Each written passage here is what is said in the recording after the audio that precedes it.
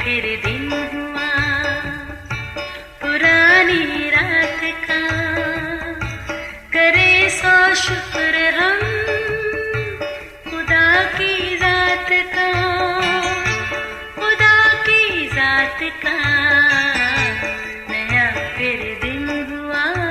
آج کی آیت: جس قدر ہر ایک نے اپنے دل میں ٹھہرایا ہے اسی قدر دے، نہ دریغ کر کے نہ لاچاری سے، کیونکہ خدا خوشی سے دینے والے کو عزیز رکھتا ہے۔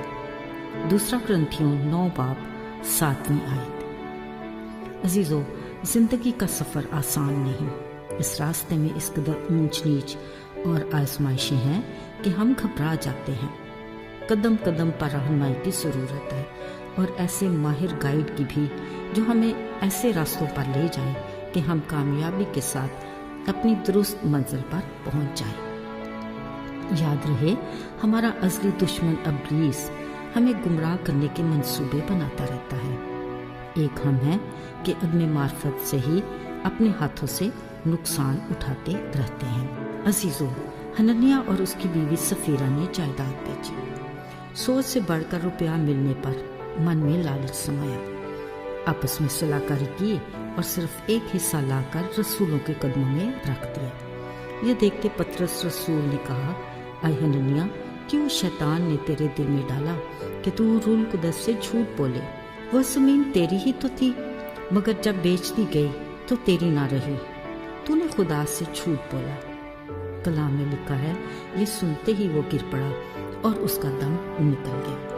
پھر باہر کھڑے جوان اندر آئے، اسے اٹھایا اور آخری آرام گاہ تک پہنچا دیا۔ تقریباً 3 گھنٹے بعد بے خبر اس کی بیوی سفیرہ اندر آئی۔ پطرس رسول کے سوال پر اس نے جواب دیا، ہاں، اتنے ہی کو زمین بیچی تھی۔ عزیزو، خداوند کے روح کو آسمانے پر ایکا کرنے کا انجام بھی وہی تھا۔ ہاں، اتنے ہی کو زمین بیچی۔ جیسے ہی اس نے کہا، یہ کہتے وہ زمین پر گر پڑی اور اس کا دم نکل گیا، اور وہ بھی آخری آرام گاہ پہنچا دی گئی۔ عزیزو، کلام مقدس کے اس واقعہ کے افسوسناک انجام کی وجہ کیا بنی؟ یہی کہ جس قدر تم نے اپنے دل میں ٹھہرایا ہے اسی قدر دے، نہ دریغ کر کے نہ لاچاری سے۔ کلام پاک کے یہ الفاظ ہمیں قبل از وقت خبردار کرتے ہیں۔ شاید ہم یہ سوچ رہے ہیں کہ ایک جھوٹ کی اتنی بڑی سزا، دیکھا جائے تو ہم دن میں کتنی بار جھوٹ بولتے ہیں۔ میرے عزیزو، پطرس رسول کے الفاظ غور طلب ہیں کہ تم نے کیوں خداوند کے روح کو آسمانے کے لیے روح القدس سے جھوٹ بولا۔ شاید یہ ہمارے لیے معمولی بات ہو، مگر یاد رہے، خدا سے جھوٹ بولنا اتنا آسان ہے کیا؟ یہ ہمارے لیے لمحہ فکریہ ہے۔ بلا شبہ وہ ہمیں محبت اور اپنے فضل سے بے شمار برکات عطا کرتا ہے، بدلے میں وہ ہم سے شکر گزاری اور فرمانبرداری کی توقع کرتا ہے، مگر ہم اپنے اصل ٹریک سے اتر کر اپنی مجبوریوں اور لاچاریوں کا رونا روتے ہیں۔ اسی طرح کے رویے سے بالکل پسند نہیں۔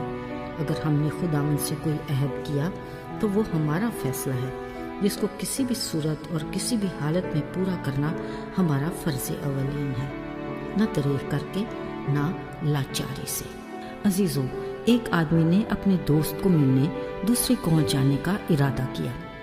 پہلی بار کا یہ سفر اس کے لیے خوشکن تو تھا، مگر فکر کی وجہ گھنے درختوں کا وہ جھنڈ تھا جو اس کے راستے میں پڑتا تھا۔ خیر، خدا کا نام لے کر چل پڑا۔ اس کا ابتدائی سفر کچھ دوست کے ساتھ ماضی کی یادوں اور کچھ نظاروں کو دیکھتے گزر گیا۔ اسی بے خیالی میں وہ گھنے درختوں کے جھنڈ میں راستہ بھول گیا۔ پریشانی کے عالم میں اسے کچھ سجھائی نہ دیا۔ تھک ہار کے ایک درخت کے نیچے بیٹھ کر اس مشکل سے نکلنے کی تدابیر سوچنے لگا۔ اسے خیال آیا، کیوں نہ درخت پر چڑھ کے آس پاس کا جائزہ لے لوں، شاید کوئی راستہ مل ہی جائے۔ پر مصیبت یہ کہ درخت پر چڑھنا کون سا آسان تھا، لیکن آر پار ہونے کے لیے کچھ تو کرنا ہی تھا۔ یہ سوچتے خدا کا نام لیا اور دھیرے دھیرے بڑی احتیاط سے بچتا بچاتا کافی اوپر تک پہنچ ہی گیا۔ ایک مضبوط شاخ پر بیٹھے ادھر ادھر نگاہ دوڑائی، قدرت مہربان ہوئی، اسے اپنا ہی گاؤں نظر آ گیا۔ سکھ کی سانس لی، بولا، اے خدا، دوست کو چھوڑ، بس سلامتی سے مجھے میرے ہی گھر پہنچا دے۔ اب درخت سے اترنا ایک اور عذاب۔ ایک بار پھر خدا کے حضور گڑ گڑایا، اے خدا مجھے سلامتی کے ساتھ درخت سے اتار کر میرے گھر پہنچا دے تو میں تجھے شکرانے میں بچڑا دوں گا۔ پھر جیسے جیسے اس کی مشکل کم ہوتی گئی، شکر اور منت میں بھی کمی آتی گئی۔ عزیزو، اب بچڑے سے بات نذرانے میں بکرے تک آ گئی۔ پھر ہمت کی، نیچے دیکھا، اب تو زمین سے چند منٹ کا ہی فاصلہ تھا۔ ٹھنڈی سانس لی اور بولا، چلو ہاتھی تو نکل گیا، خالی دم رہ گئی۔ اے خدا، اگر میرے قدم سلامتی کے ساتھ زمین کو چھو گئے تو شکر گزاری میں مرغا دوں گا تجھے۔ پھر جیسے ہی سلامتی سے زمین پر چھلانگ لگائی، مسکرانے لگا، اے خدا میری کیا اوقات، میں بھلا تجھے دے کیا سکتا ہوں، سب کچھ تیرا ہی تو ہے۔ یہ کہتے کہتے خوشی خوشی اپنے گھر کی راہ لی۔ عزیزو، ہمارا کردار بھی کچھ اس سے مختلف نہیں۔ مشکل اور مصیبت میں پڑ جائیں تو اے خدا مجھ پر رحم کر، رحم ہو جائے تو پھر تو کون اور میں کون۔ خوف اور ڈر سے خدا کے حضور مانگی منت تو دور کی بات، اپنی موج مستی میں شکریہ ادا کرنے کی بھی فرصت نہیں۔